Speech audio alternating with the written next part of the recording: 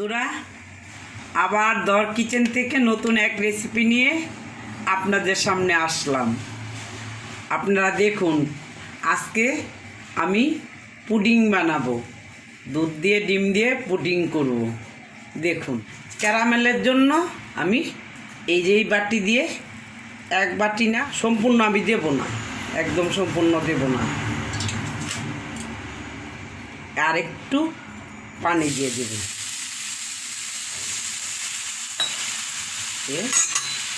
আমি এটা একটু ক্যারামেল করে নেব।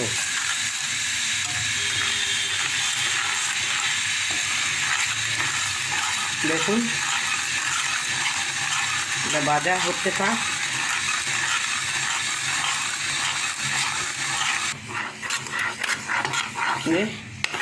ক্যারামেলটা হয়ে আসছে, আর একটু হবে, মানে আঁচটা কমিয়ে দিলাম। এবার আমি ঢেলে দেব।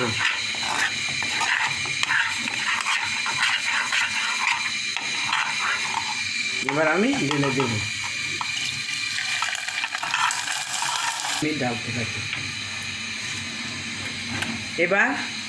এবার আমি দুধটা জাল দিয়ে নেব। 1 কেজির থেকে দুধটা 1 কেজির থেকে একটু কম আছে, একটু না, একটু বেশি কম আছে। একটু দুধ একটু জাল দিয়ে নেব। দুধটা একটু শুকিয়ে নিতে হবে। মনে করেন যেন 3 পোয়ার মধ্যে আমি আধা কেজির থেকে একটু কম কম করব, বা আধা কেজির মতো করব, একটু শুকিয়ে নেব।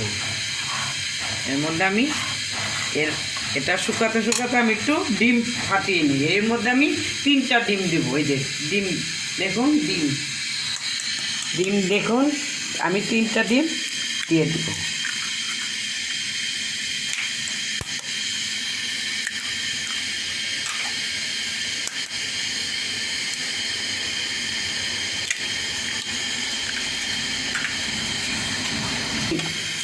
এবার আমি একটু ফেটিয়ে নেব।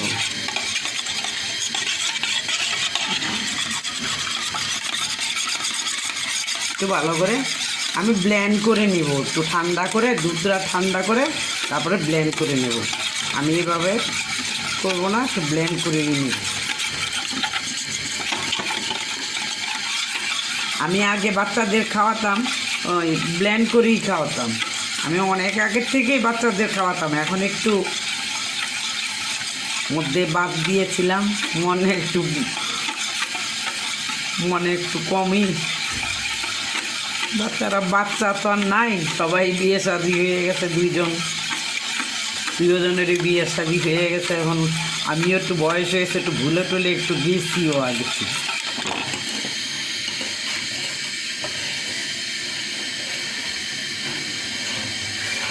হ্যাঁ, আমি পরে দুধটা ঠান্ডা করে একবারে ব্লেন্ড করে আপনাদের পরে দেখাবো। দুধটা দেখুন বন্ধুরা, দুধটা লাল হয়ে এসছে, আর এতটুক ছিল, এতটুক হয়ে গেছে। হ্যাঁ, এবার আমি নামিয়ে ফেলবো, নামিয়ে ঠান্ডা করতে দেব। ঠান্ডা করে তারপরে এটা বসাবো, ব্লেন্ড করে পরে বসাবো। এখন আমি নামিয়ে ফেলবো। আমি ডিমের মধ্যে একটু চিনি দিয়ে দিলাম, চিনির গুঁড়া করা, আমি ব্লেন্ড করে নিয়েছিলাম, চিনিটা দিয়ে দিলাম। তারপরে আবার দেখে একটু দেবো, অল্পই দেবো, বেশি একটা চিনি দেবো না। হ্যাঁ, দিয়ে দিলাম। ব্লেন্ড যখন করবো তা আর এত গোটাগাটির দরকার নাই। হ্যাঁ, আমি পরে এখন দেখি দুধটা আবার ঠান্ডা হয়েছে কিনা।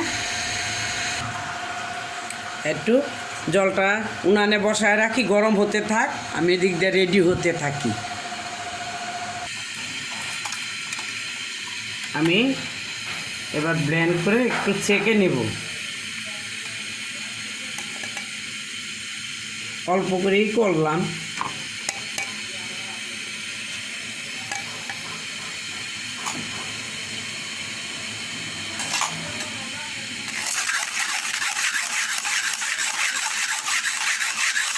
একটু লেবু রস দিলে ভালো হতো, আমি আর দিলাম না। আমি এইভাবেই করে বাচ্চাদের খাইয়েছি, এখনও আমি তাই করবো। ভালোভাবে দেখুন, এই যে ক্যারামেলটা দেখুন কি শক্ত হয়ে গেছে, একদম স্টিল হয়ে গেছে। এর মধ্যে আমি এটা আমি ঢেলে দেবো এখন, এটা ঢেলে দেবো এখন।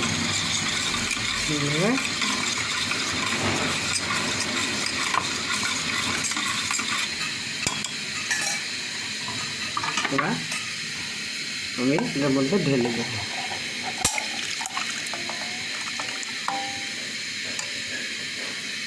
ঢেলে দিলাম। এবার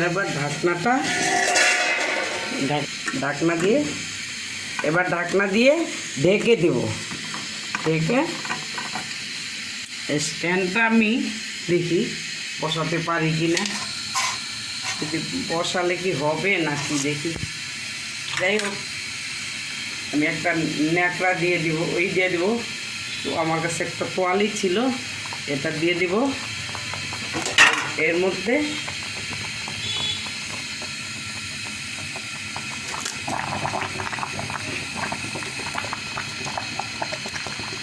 দিয়ে বসায়ে এবার শিলনোড়াটা কোথায় দিয়ে দিব এর মধ্যে,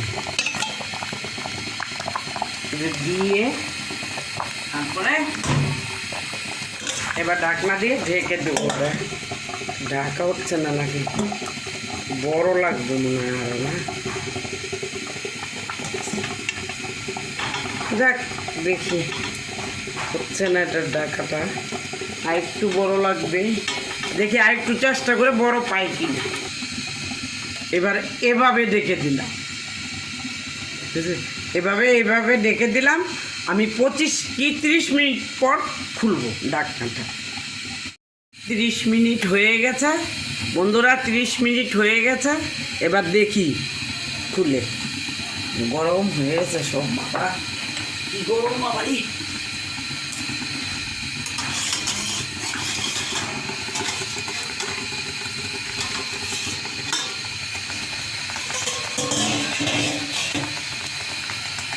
আর একটা ছোট একটা শিলনোড়া দিয়েছি।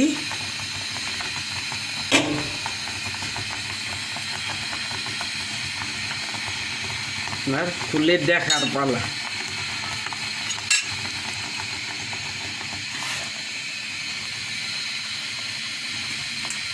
এবার একটু ঠান্ডা হতে থাক, এবার একটু ঠান্ডা হতে থাক।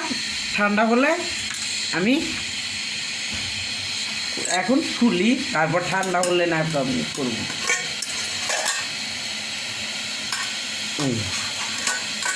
দেখুন হয়ে গেছে।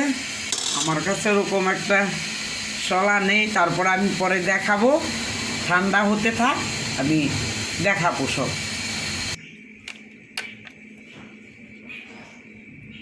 হয়ে গেছে। এবার আমি এটা একটু এমনি হয়ে গেছে, খোলে কিনা জানি না,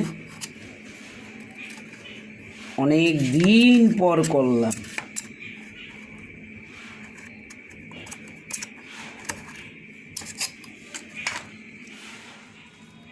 দেখুন বন্ধুরা, ধর কিচেন থেকে এই যে পুডিং করলাম, ডিম আর দুধ দিয়ে পুডিং করলাম। আপনারা ওরকম করে খাবেন। করে যদি ভালো লাগে তবে আমাকে লাইক, শেয়ার, কমেন্টস, সাবস্ক্রাইব করবেন, অবশ্যই করবেন। কেটে একটু দেখাবো, একটু পাতলাই হয়েছে।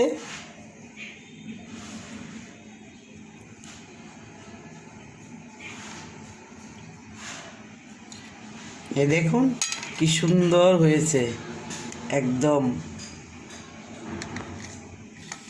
একটা প্লেট নিয়ে আসি, প্লেটের মধ্যে আমি দেখাচ্ছি।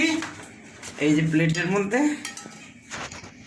করে দেখাচ্ছি, তারপর আমি একটু ঠান্ডা করতে দেব। এই দেখুন কি সুন্দর হয়েছে।